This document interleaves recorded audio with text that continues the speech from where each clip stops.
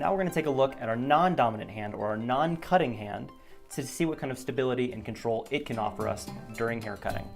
We will take a look at why we were told not to cut past our second knuckle, and examine our fingers and how to be able to keep tension all the way through, as well as use those fingers to stabilize the shear while we're cutting hair.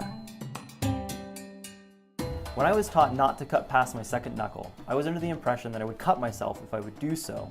Well, I found throughout my career that I was still able to cut myself even if I didn't cut past my second knuckle. This idea totally stems from the fact that we have a small gap, or at least some of us do, between our index and our middle finger. If you actually take your fingers and hold them up to the light, you might be able to see a little light peek through the base of your fingers. That's what causes the loss of tension below that second knuckle. We can rectify this loss of tension by simply overlapping just slightly our middle finger over the top of our index finger when we cut on top of our hand, or overlap our index finger on top of our middle finger when we're cutting on the inside of our hand.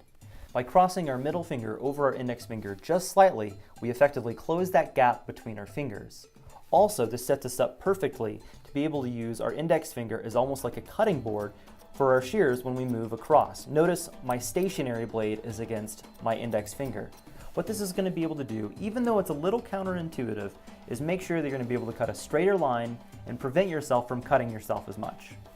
When cutting on top of our hand, when we don't stabilize our shears against our fingers, we have to float above the section to try to cut a straight line.